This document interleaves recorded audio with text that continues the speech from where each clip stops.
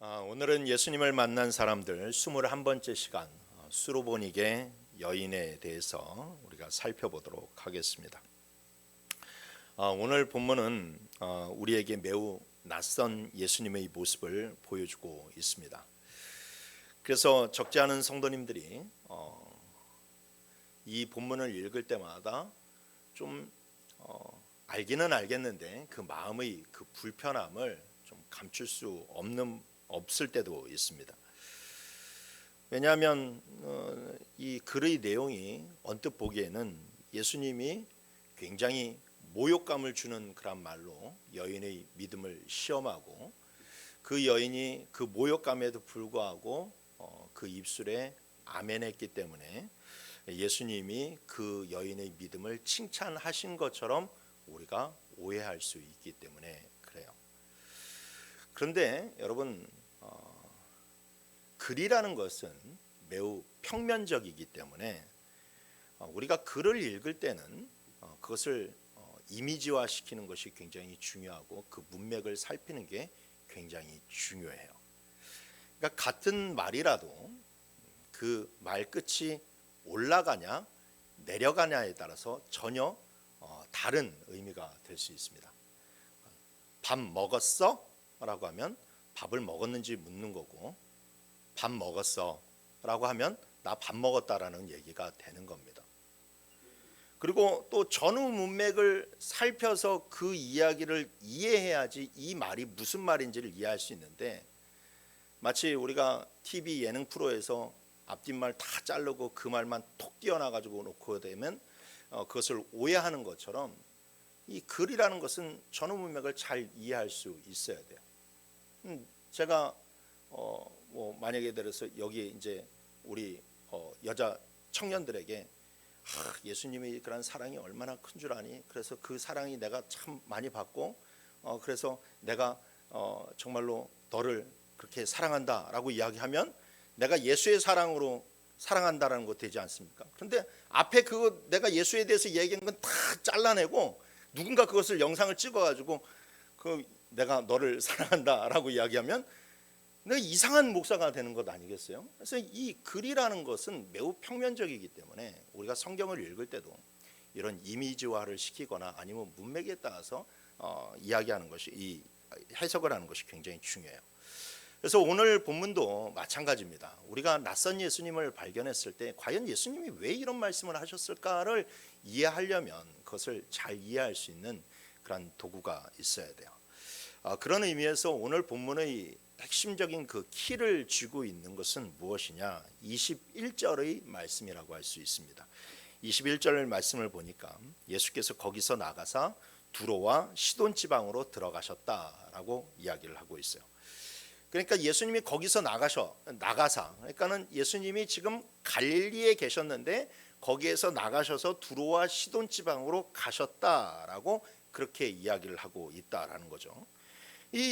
그냥 이 한 절의 그런 말씀을 봤을 때는 예수님이 갈릴리, 그러니까 가버나움에서 나가셔서 두로와 시돈 지방을 가셨다라는 것이 굉장히 옆 동네를 간 것처럼 아주 짤막하게 기록을 해놓고 있는 것을 볼 수 있어요.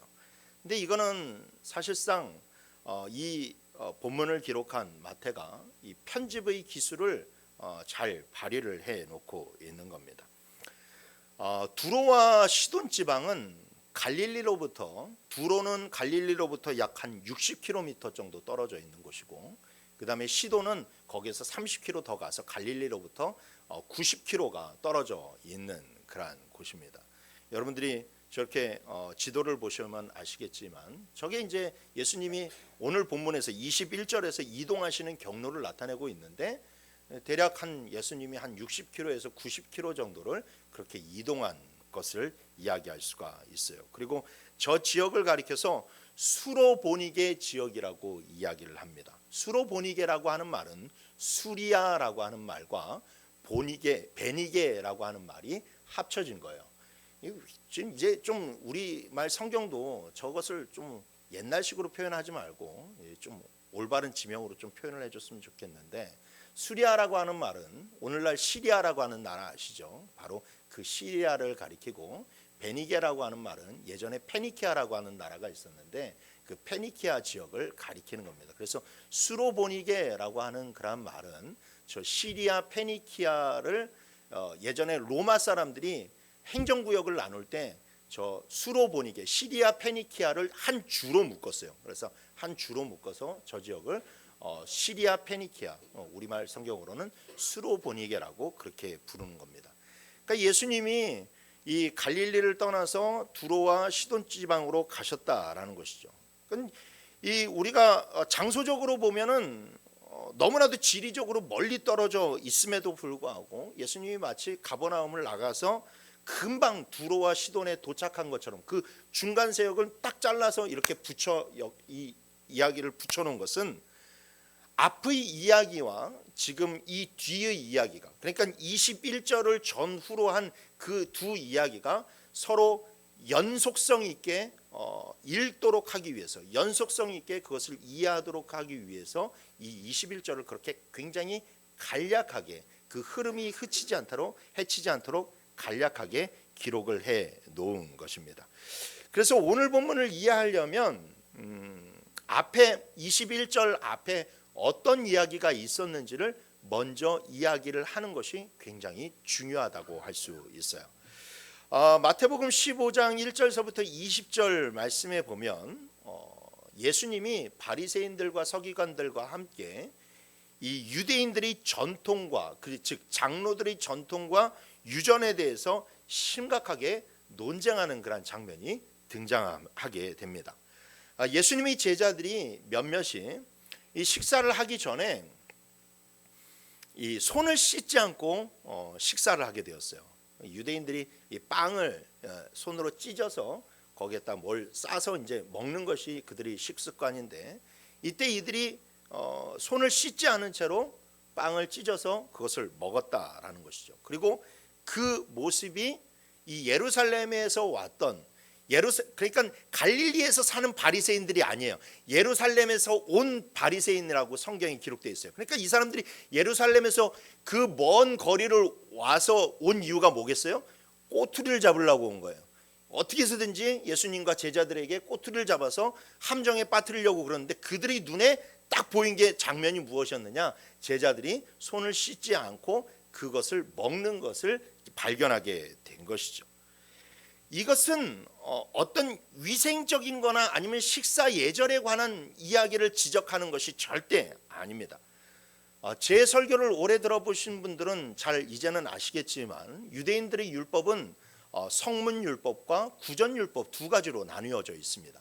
성문율법은 무엇입니까? 레위기나 신명기와 같이 이 성경에 기록된, 즉 모세가 기록한 율법을 가리켜서 성문율법이라고 이야기를 하죠. 이 율법의 그런 권위는 어마어마하고 절대 바뀔 수가 없는 그런 대단한 가치를 가지고 있는 것이 바로 성문율법입니다. 그러면 구전율법이라는 것은 무엇이냐? 구전율법이라는 것은 한마디로 말해서 이 오늘날로 따지면 목사의 설교나 가르침이라고 이야기를 할 수 있을 거예요. 그러니까 성문율법을 가지고 랍비들이 그것을 해석해서 가르치는 거예요. 실생활에서 이 율법을 이렇게 적용하라라고 하면서 그것을 가르친 것이 바로 구전율법이라고 할 수 있어요.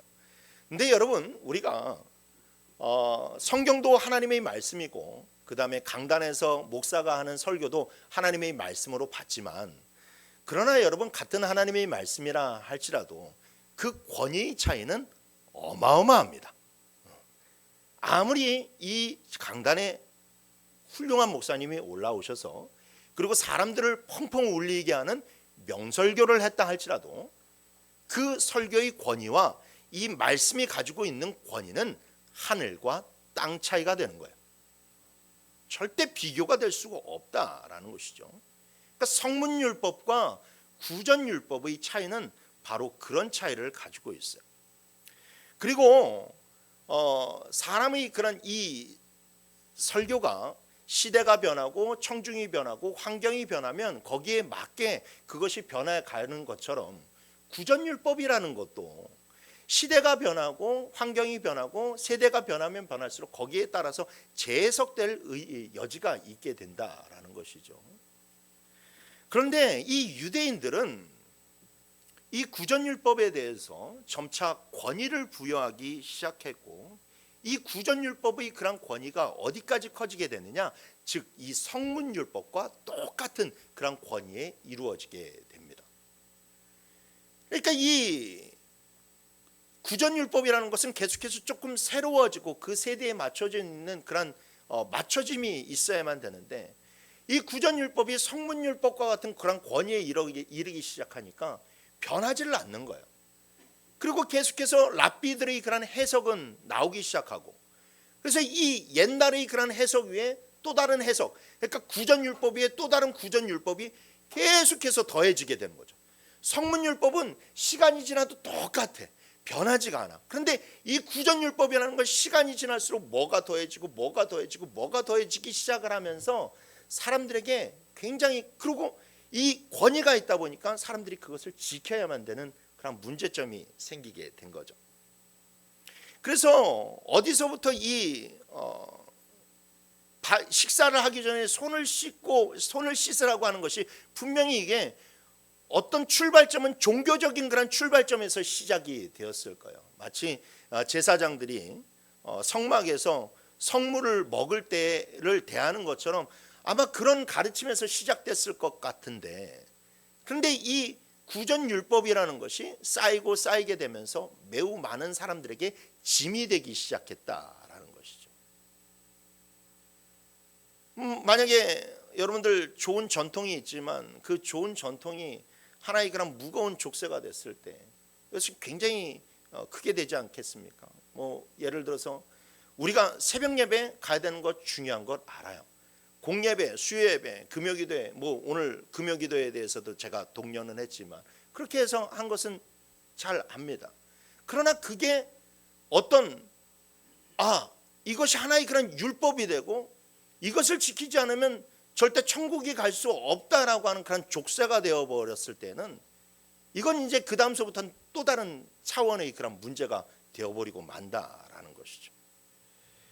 구전율법은 말 그대로 장로들의 전통입니다.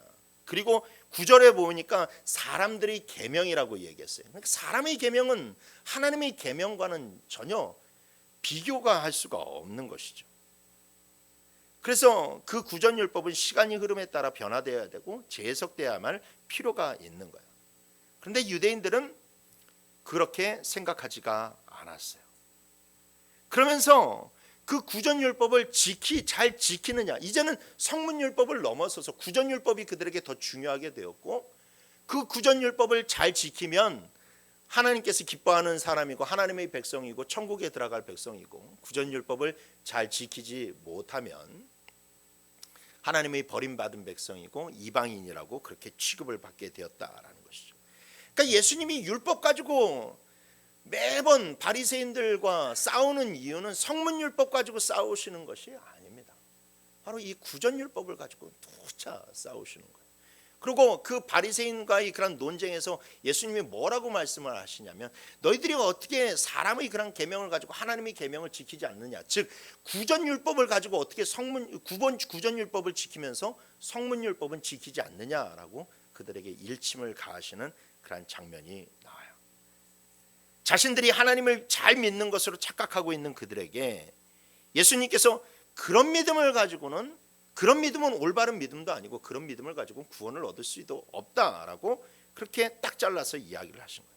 그러면서 뭐라고 이야기하셨느냐, 13절 말씀에 예수께서 대답하여 이르시되 심은 것마다 내 하늘 아버지께서 심으시지 않은 것은 뽑힐 것이다 라고 얘기했어요. 심은 것들마다, 즉 뭐 오늘날로 따지면 교회에 많은 그런 성도들이 있는데, 그런데 여기에도 분명히 하나님께서 심지 않은 사람들이 있다라는 거예요. 하나님이 뿌리지 않은 씨들이 있다라는 것이죠. 그리고 그것은 바로 하나님이 오실 때 반드시 그 심지 않은 것은 뽑히게 될 것이다 라고 분명히 예수님이 굉장히 엄중한 그런 말씀으로, 이 믿음에 관해서는 굉장히 엄중한 말씀으로 이야기하는 것을 볼 수가 있어요.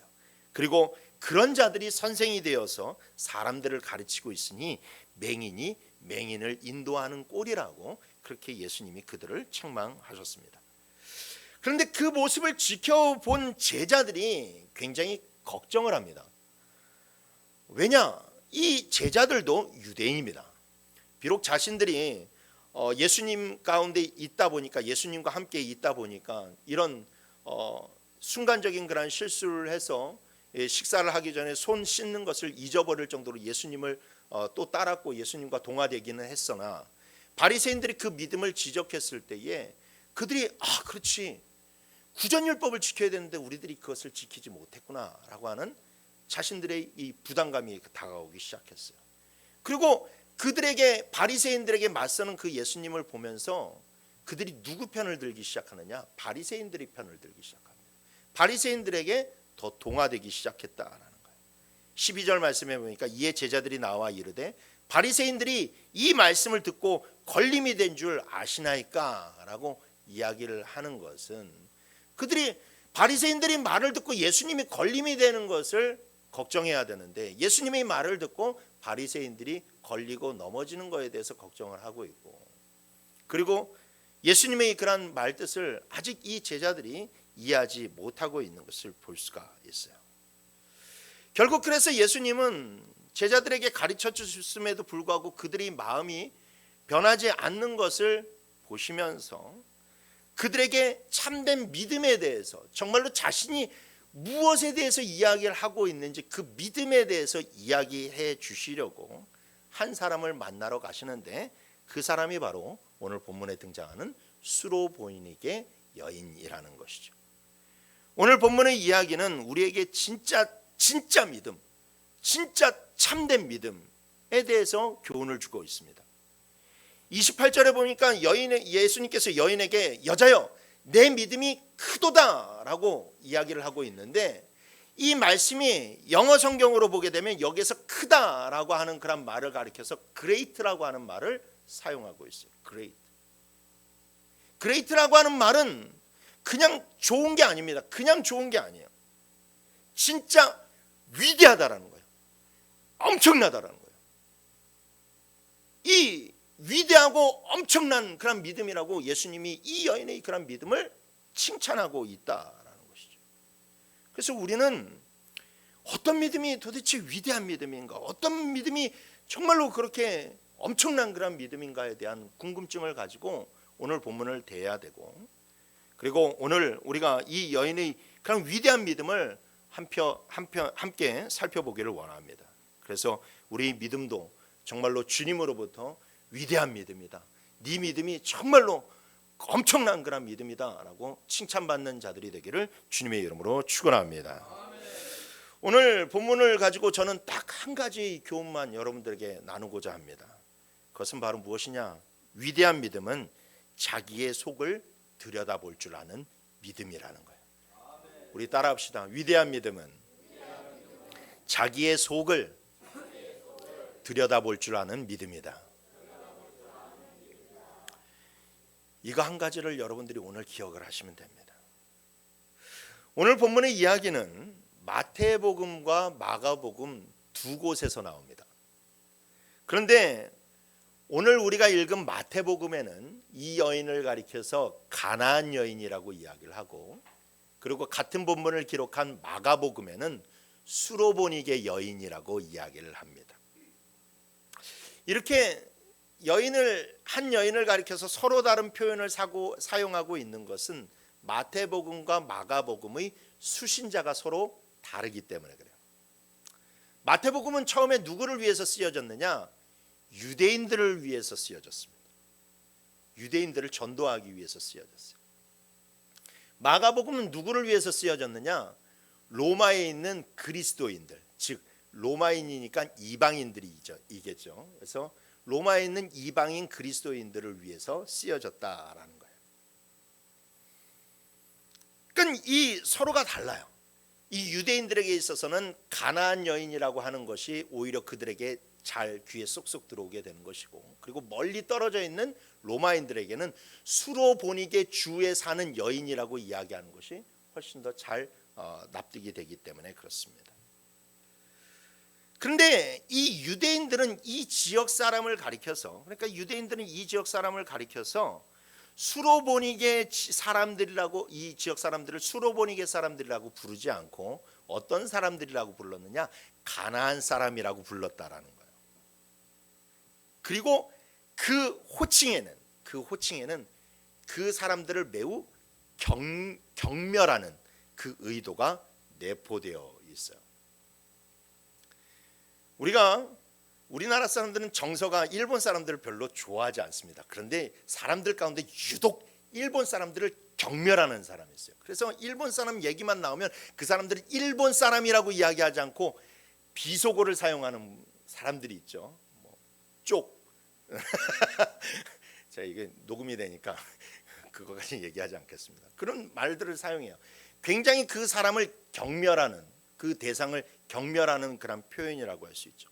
그러니까 가나안 사람들이라는 것은 우리들에게 있어서 그렇게 큰 느낌으로 다가오지는 않지만 이스라엘 사람들에게 있어서 가나안 사람은 굉장히 어감이 다른 어감이에요. 왜 그럴까요? 이 출애굽을 할 때 이스라엘 백성들이 이 약속의 땅 가나안 땅에 들어갈 때 그 가나안 사람들에 대한 이 하나님이 뭐라고 이야기하시면 그들을 진멸해라라고 얘기했어요. 왜? 그들은 음행이 가득하고 그들은 아주 더러운 일들을 일삼으며 정말로 이 죽어 마땅한 그런 사람이기 때문에 사람들이 이 천벌을 받아야 될 사람들이기 때문에 그들을 진멸해라라고 이 가나안 사람의 그런 이 추악한 행태에 대해서 성경이 이야기하고 있기 때문에 이 유대인들에게 있어서 이 가나안 사람이라고 하는 그 의식은 이 인식은 굉장히 이 더러운 그런 사람이라고 하는 인식이 굉장히 가득하다라는 거예요. 그리고 이 스로보니게라고 하는 그런 지역, 즉 두로와 시돈, 이것이 어느 곳입니까? 예전서부터 바알과 아세라를 섬기는 온상지예요. 그러니까 바알과 아세라의 종교가 태어나는 곳이에요. 그래서 그 유명한 이세벨의 고향이 바로 이 시돈 아니겠습니까? 그리고 지금도 레바논에 가게 되면 바알백이라고 하는 유적지가 있어요. 바알백이라고 하는 유적지. 이곳은 고대 시대서부터 이 신약 시대에 이르기까지 이방신을 섬기는 그런 요충지였어요. 사진을 하나 여러분들이 보시게 되면은 이게 바알백의 그런 유적지인데 어마어마한 그런 폐허지만 저 폐허가 여러분 다 신전이에요. 이방신을 섬기는 그런 신전이에요. 그러니까 오죽하면 학자들 중에서는 이렇게 이야기합니다. 바알백은 로마보다 더 로마스러운 도시가 바로 이 바알백이다라고 이야기해요. 여러분들이 보시는 저 신전에 이 왼쪽 아래에 보시면 아주 자그마하게 사람 한 사람이 서 있는 것을 보실 텐데 그 크기가 어마어마합니다. 제가 그리스에 가서도 그 신전을 보았지만 아크로폴리스에 올라가서 보았지만 저 바알백의 그런 신전이 더 웅장하고 더 화려할 정도로 그렇게 이방신이 끊이지 않는 그런 곳이 바로 이 두로와 시돈 지역이란 말이에요. 이름도 바알백이에요. 바알백. 때문에 이 손을 안 씻었다는 이유로 난리를 치는 이 유대인들이 입장해 보았을 때 이 두로와 시돈 지방은 정말로 죄악의 도시, 소돔과 고모라와 같은 그런 도시고, 그리고 저런 지역에서 사는 이 수로보니게 사람들은 상종도 하지 말아야 될 족속이고 거들떠 보지도 말아야 될 그런 족속이었다라는 거예요. 천벌을 받아 마땅한 자들이라는 것이죠. 그들은 오로지 하나님이 우리만 돌보신다라고 그렇게 믿었어요. 그런데 이 여인이 그 수로보니게 지역에 갔을 때 한 여인이 예수님을 찾아오게 됩니다. 이 여인이 찾아온 이유는 자기의 사랑하는 딸이 귀신에 들렸기 때문에 그래요. 자, 여러분, 가나안 여인인데 그 가나안 여인의 딸이 귀신까지 들렸어요. 그럼 여러분, 당시 유대인의 시각에서, 아니 더 나아가서 유대인이었던 제자들의 시각에서 이 여인이 어떻게 보였겠냐라는 것이죠. 이 여인이 예수님을 만나려고 합니다. 오늘 본문 22절 말씀에 보니까 가나안 여자 하나가 그 지경에서 나와서 소리질러 이르되 주 다윗의 자손이여 나를 불쌍히 여기소서, 내 딸이 흉악하게 귀신이 들렸나이다 라고 그렇게 예수님에게 사정을 하는 것을 볼 수가 있어요. 근데 우리는 이 수로보니게 여인, 가나안 여인에게서 좀 이상한 장면을 발견할 수 있어야만 됩니다. 그것은 바로 무엇이냐? 이 여인이 이방 여인임에도 불구하고 예수님을 부르는 호칭이 뭐라고 불러요? 주 다윗의 자손이여 라고 이야기하고 있는 것을 볼 수 있죠. 이것은 보통 표현이 아니에요. 이것은 보통 표현이 아닙니다. 이것은 하나님에 대해서 잘 아는 사람만이 할 수 있는 표현이에요. 유대인들만이 이 성경을 잘 알고 그 오실 메시아가 다윗의 자손으로 오신다는 것은 하나님을 믿는 사람, 성경에 대해서 잘 알고 있는 사람만이 할 수 있는 표현이 바로 주 다윗의 자손이라는 말이죠.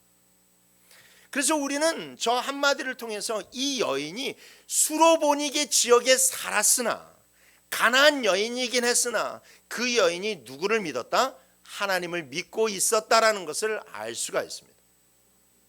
그러니까 예수님이 이 믿음을 칭찬하실 때 이방 여인이 그냥 단순하게 믿습니다라고 해서 그 믿음을 칭찬하신 것이 아니라 이 여인의 믿음의 시작이 이미 하나님을 믿고 있다라는 데서부터 우리가 시작을 할 수 있어야만 돼요. 그런데 그 여인이 하나님을 믿고 있었지만 제자들은 여전히 그 여인이 수로보니게 사람이고, 그리고 또 귀신까지 들린 딸이 있으니까 이 여인에 대한 그런 편견이 바뀌지를 않는 것, 변함이 없는 것. 그런데 더 당황스러운 것은 무엇이냐? 이 여인이 그렇게 예수님을 막 부르짖었을 때 그 여인을 오지 못하도록, 예수님에게 접근하지 못하도록 막는 제자들은 우리가 이해를 할 수 있다고 참. 그런데 예수님은 달랐잖아요. 예수님은 누구든지 막 주 예수 그리스도 다윗의 자손 예수여 나를 불쌍히 여기고 있어서라고 부르짖으면 예수님은 그 사람들을 외면하지 않으셨습니다. 항상 그들을 이리 데리러 오라 이야기하시던가, 아니면 자기가 본인이 가셔서 그를 고쳐주시는 것이 우리가 성경을 통해서 알고 있는 평상시 예수님의 모습이라는 거예요. 그런데 오늘 본문에서는 그렇게 여인이 막 부르짖음에도 불구하고 이 예수님이 진짜 못 들은 채 하시면서 그냥 뚜벅뚜벅 가시던 길을 걸어가고 계셨다라는 것이죠. 그러자 이 여인이 더 크게 부르짖었습니다. 정말로 주변 사람들이 민망할 정도로 부르짖었어요. 그렇습니다, 여러분.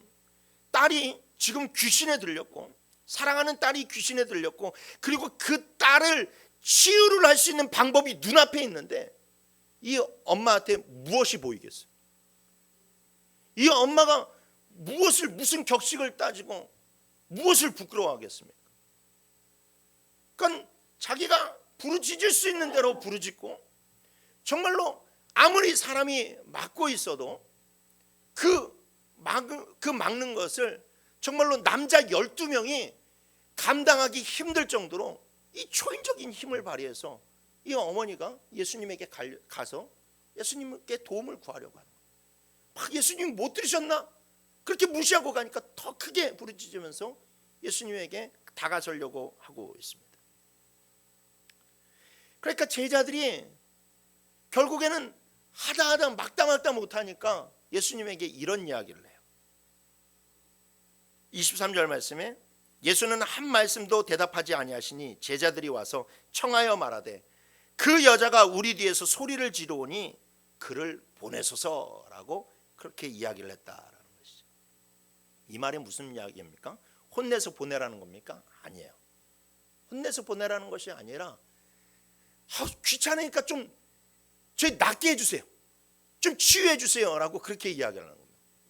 그러니까 좀 전까지는 야 너는 수로보니게 여인이야, 너는 가나안 여인이야, 너 같은 사람은 우리 예수님에게 은혜를 받을 수가 없어, 막 그렇게 막 애워싸고 막던 그런 사람들이 이 여인이 하도 드세게 나오니까 귀찮아가지고 자기네들도 두 손 두 발 다 들고 예수님 그냥 빨리 고쳐서 좀 보내주세요, 그냥 고쳐서 좀 쫓아내주세요라고 그렇게 자기네들이 사정을 하고 있다는 것이죠.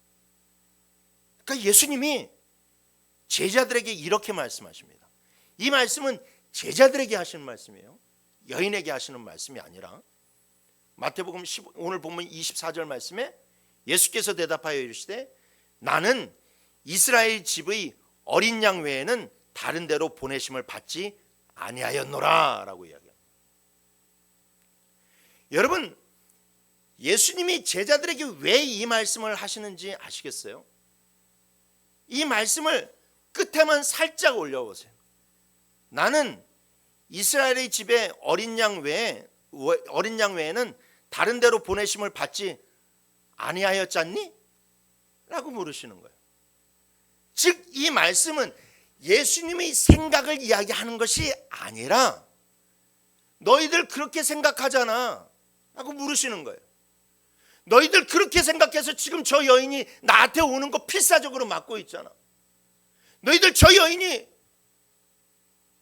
정말로 하나님이 잃어버린 백성도 아니고 버림받은 백성, 멸망받을 백성이라고 그렇게 생각하니까 저 여인이 지금 나한테 오는 거 막는 거 아니냐? 그런데 지금에 와서 너희들 조금 귀찮다고, 너희들 힘들다고 나한테 지금 저 여인을 고쳐주라고 그렇게 이야기한다고 라고 하면서 이 제자들 안에 있는 그 깊숙한 그런 편견, 그 수로보니게 여인의 영혼을 바라보지 않고 자기네들이 유대인이기 때문에 자기네들은 대단히 하나님의 그런 큰 상급을 받을 하나님의 백성이라고 생각하고 이 수로보니게 여인을 무시하는 그 제자들의 생각을 예수님께서 이 말씀을 통해서 책망하셨다라는 거예요. 그렇습니다. 제자들도 율법이라고 하는 종교적인 틀에 갇혀서 영혼을 바라보는 눈을 잃어버리고 말았어요. 이방인이 어떻게 진실한 믿음을 가질 수 있는지에 대해서 매우 편협하고 회의적인 생각을 가지고 있었습니다. 여러분, 이게 굉장히 깨트리기 힘든 거거든요.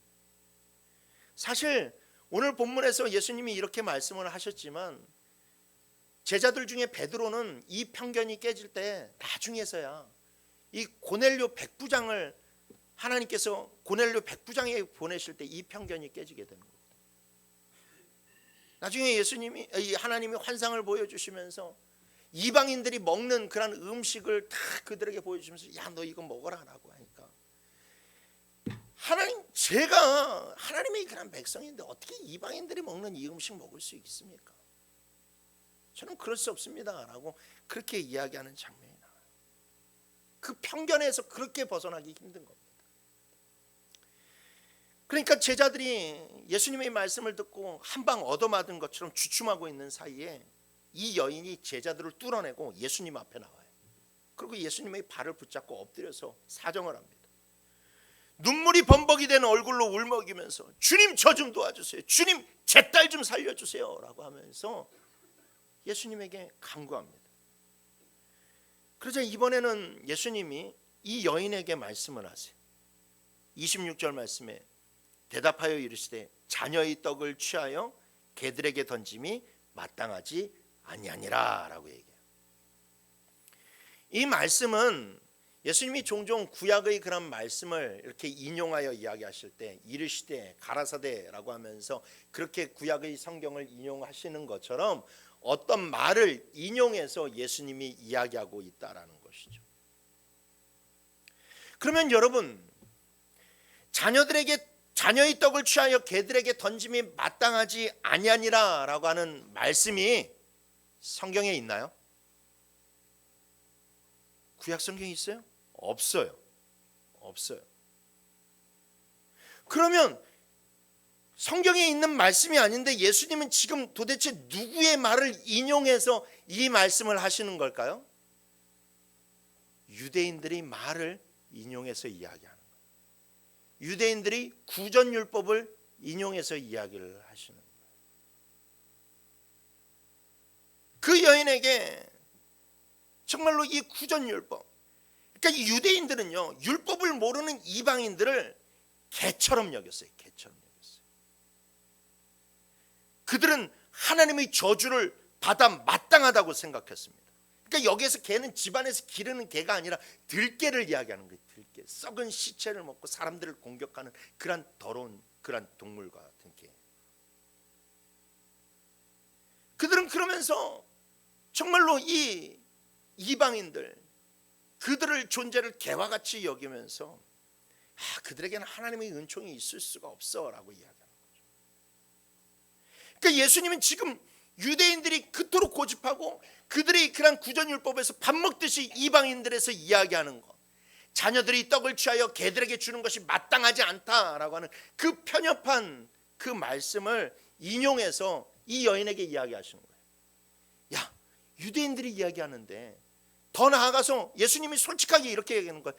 여기 제자들을 가리키면서, 야, 얘들이 이야기하는데 자녀들이 떡을 취해서 개에게 주는 것이 마땅하지 않대, 너한테 주는 것이 마땅하지 않대 라고 하면서 이 여인에게 그렇게 얘기하시는 거지.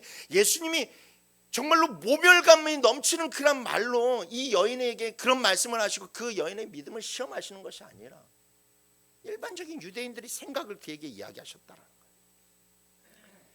그런데 이 말씀을 듣고 여인이요, 정말로 위대한 말을 합니다. 27절 말씀, 우리 다 같이 27절 말씀 함께 읽어봅시다. 시작.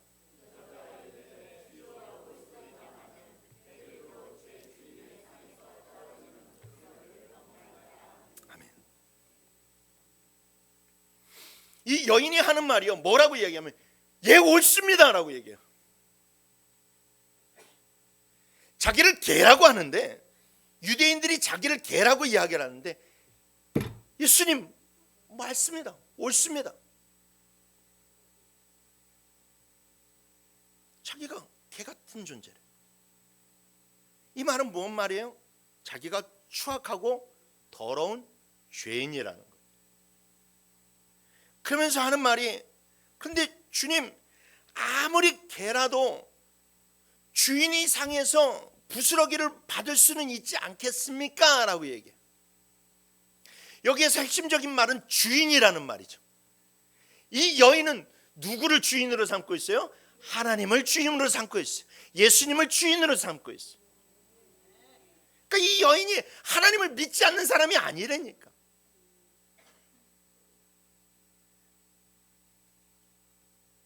사실 여러분, 이 자기를 가리켜서 개라고 지칭하는 이 말은 아까도 얘기했듯이 유대인들이 그렇게 밥 먹듯이 하는 말이니까 이 여인이 처음 듣는 소리가 아니었을 거예요. 분명해요. 처음 듣는 소리가 아니었어요.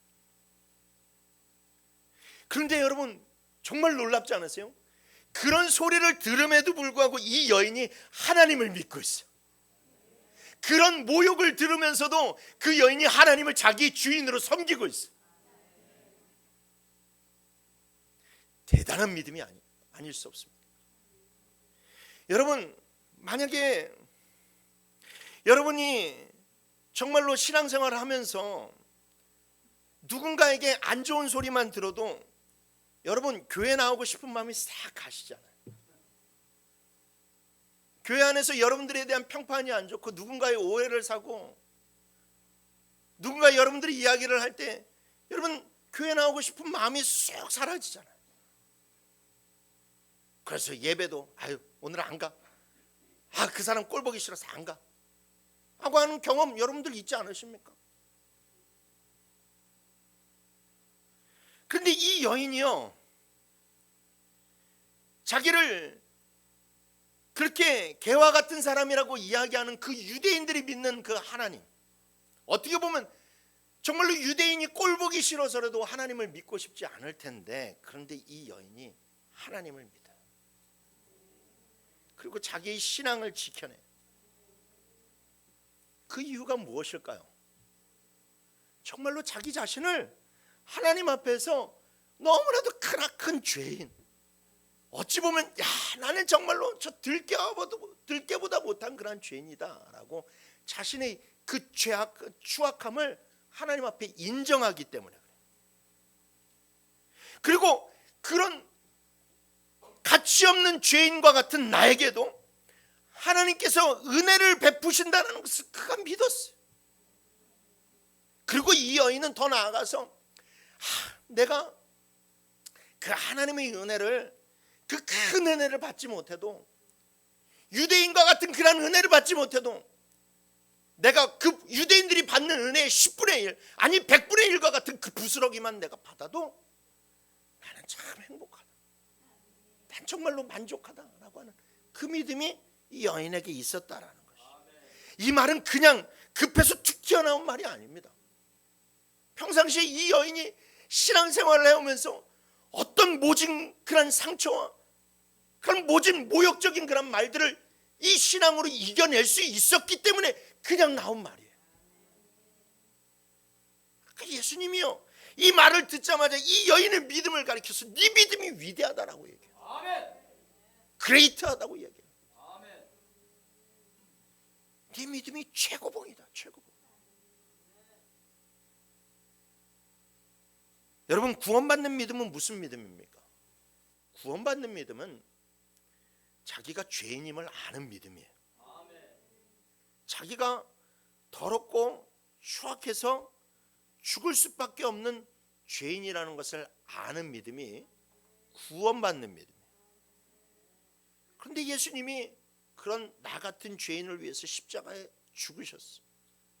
부스러기 은혜를 주신 것이 아니라 진짜 가장 귀하고 값진 은혜를 우리에게 주셨어요. 여러분, 이 은혜가 여러분들에게 있기를 바랍니다. 이 은혜가 여러분 믿어지시길 바랍니다. 여러분, 이게 믿음의 출발지고 이게 믿음의 종착지예요. 왜냐하면 우리 안에 이 믿음이 없으면 십자가를 사모하질 않아요. 여러분, 십자가를 사모하는 것은 아무 이유 없이 사모하는 마음이 나오는 것이 아닙니다. 내가 죄인이라는 것을 아니까, 내가 죽을 수밖에 없는 죄인이라는 것을 아니까 십자가가 나에게 필요하기 때문에 그것을 사모하는 것이지, 자기가 죄인이라는 것을 깨닫지 못하면요, 여러분, 백날 사랑의 하나님 이야기하고 백날 십자가의 사랑 얘기해도 그 마음에 와닿지를 않아요. 그렇다면 여러분, 자기가 죄인이라는 것을 아는 사람, 자기의 마음 가운데 자기가 정말로 더럽고 추악한 죄인이라는 것을 아는 사람은 그런 생각이 자기의 마음에 자리 잡고 있다면 그 사람으로부터 무엇이 나올까요? 그 사람의 입으로부터는 어떤 말이 나오겠고, 그 사람의 마음이 이끄는 행동은 어떤 행동이 나올까요? 오늘 수로보니게 여인과 같은 그런 말들이 나올 수밖에 없는 거예요. 자기의 의를 드러내는 말들이 나오는 것이 아니라, 남을 정죄하는 말이 나오는 것이 아니라, 남을 비방하고 또 넘어뜨리려고 하는 말이 나오는 것이 아니라, 살리는 말이 나오고, 따뜻한 말이 나오고, 사랑의 말들이 나오고, 좀 속상하고 아파도요, 주님의 은혜가 조금만 내게 임하면 그게 모든 게 다 치유되니까 그 믿음 가지고 신앙생활을 하는 거예요.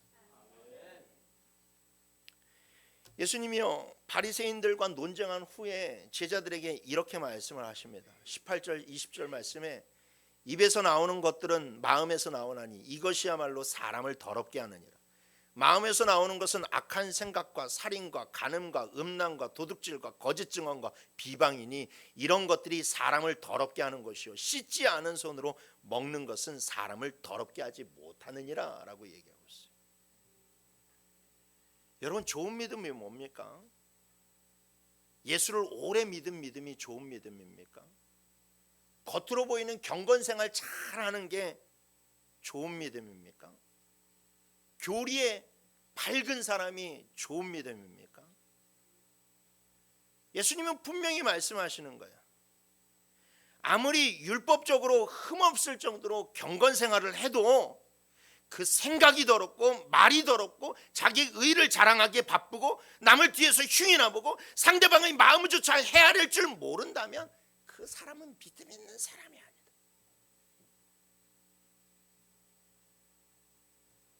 저 절박하게 자기 그런 딸이 귀신 들려서 살려달라고 외치는 그 절박한 여인의 그 마음 하나 헤아리지 못하고 율법적인 그런 잣대에 갇혀서 그렇게 자기의 믿음을 자신하는 사람들은 구원받을 믿음이 아니라는 거예요.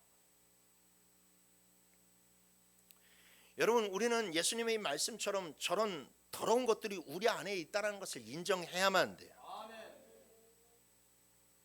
악한 생각, 살인, 간음, 음란, 도둑질, 거짓 증언, 비방, 이런 모든 것들이 우리 안에 있다는 것을 여러분 인정해야 돼요. 아니, 그것을 깨달아 아셔야 돼요. 입술로만 인정하는 것이 아니라 내 안에 그런 더러운 것들이 있다는 것을 알아야 돼요. 근데 예레미야 선지자가 뭐라고 얘기해요? 예레미야 17장 9절 말씀에 만물보다 거짓되고 심히 부패한 것이 마음이라. 그러나 누가 능히 이것을 알겠느냐라고. 그렇게 더러운 것들이 우리 안에 가득한데 그것을 깨달아 아는 사람들이 너무나도 적다라는 거죠.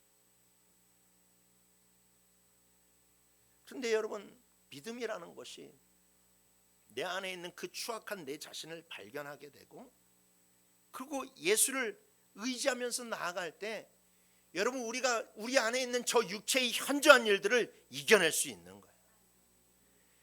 저 믿음이 우리 안에 있을 때에 내 안에 있는 사단의 역사, 그리고 우리 공동체 안에 있는 사단의 역사를 몰아낼 수가 있는 것이죠. 그리고 그런 사람에게는 주님이 부스러기와 같은 은혜를 주시는 것이 아니라 정말로 놀라운 예수의 은혜를 맛볼 수 있게 만드심을 여러분들 믿으시길 바랍니다. 말씀을 마치겠습니다. 그렇습니다, 여러분. 우리는 매일매일 순간순간 자신의 속을 들여다볼 줄 알아야만 됩니다. 믿음은 내 안에 있는 그 고집스럽고 완고한 내 자아를 발견하고 그 내 자신을 죽여가는 데서, 그 내 자신을 십자가에 못 박는 데서부터 믿음은 시작돼요. 그런데 그러므로 예수를 믿음에도 불구하고 여전히 내 안에 더러운 내 자신이 있다는 것을 발견하고 싸울 때에, 여러분, 그 싸움이 있을 때에 그 믿음이 우리를 온전한 사람으로 만들어가는 거예요. 사도 바울이 왜 그렇게 위대한 훌륭한 사람이 될 수 있었습니까?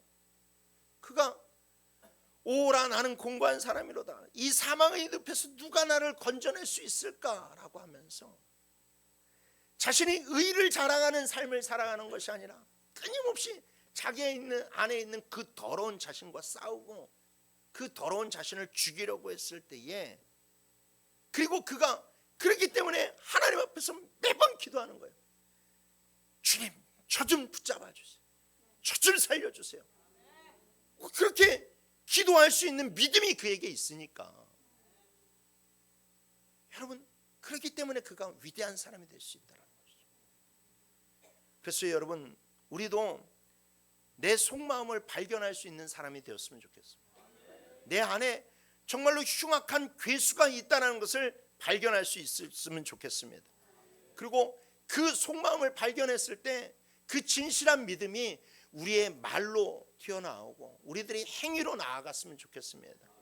그래서 십자가의 은혜를 임믿고 겸손하고 아름다운 말들을 하고 서로를 세워주고 서로를 존경하는 그런 참된 믿음의 삶을 살아가는 자들이 되기를 주님의 이름으로 축원합니다.